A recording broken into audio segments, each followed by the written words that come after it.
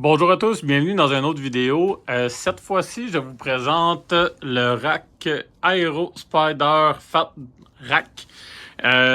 Il va fitter sur mon Fat Bike, dimension des pneus pour vous donner une idée, 27,5 par 4,5 de large. Présentement, ça rentre vraiment. Peut-être un niveau d'ajustement, je vais peut-être diminuer la hauteur tout à l'heure.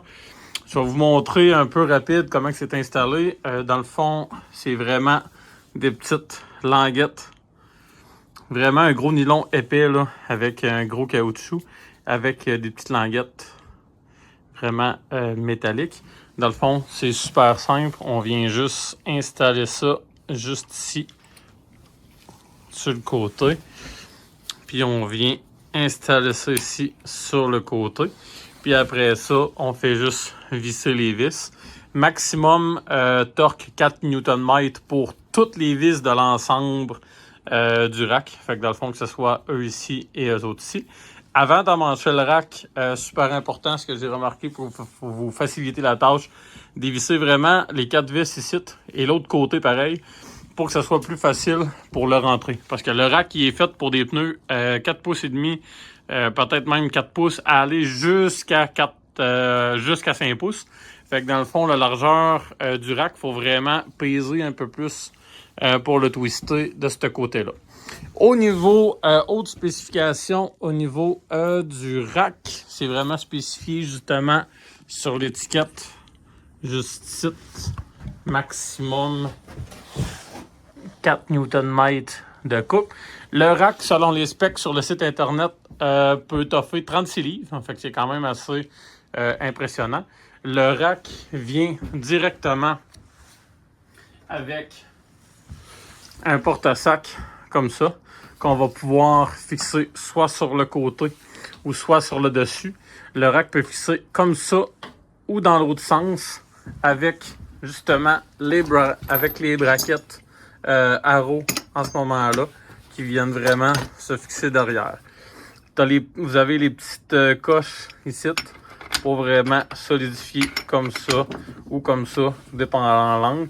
Puis ça rentre vraiment tes peurs là, pour que ça soit vraiment serré avec le tube, pour que ça soit vraiment solide. Moi, de mon côté, je vais avoir la sacoche. La sacoche, même chose, Aero. C'est vraiment une très très grosse sacoche. Là, je l'ai juste pas dégonflé. Zipper étanche avec une languette ici pour sortir le quick ici. Fait que je vais installer tout ça, puis je vais vous refaire un petit setup après. Le rack est finalement installé. Dans le fond, j'ai tout mis à 4 Nm. Bien sûr, je pense que ça vaut vraiment la peine de respecter les normes. Si on voit, là, les straps sont vraiment rendus raides. Là. Le rack est vraiment fait solide. Dans le fond, là, ça, c'est de l'aluminium avec un powder coat dessus. Ça a l'air vraiment robuste. Fait que je vais voir sur mes futurs rails en ce moment-là. Puis je vous en reviendrai au niveau des tests de mes équipements. Présentement, au niveau du pod, c'est ça que ça donne, le dessous et le dessus. Puis on a la petite languette ici qui tire vraiment le mécanisme ici. Fait que dans le fond, on vient vraiment... Là, c'est dur avec une main puis la caméra, là, comme ça ici. Dans le fond, le rack, là, on peut vraiment l'installer soit droite comme ça au vélo, ou on peut vraiment venir l'amener comme ça ici. L'autre chose que je voulais vous montrer, c'est que le rack, reculé comme moi il est là, fit avec un dropper post. Fait qu'on voit que ça fit. Il y a encore d'espace en masse.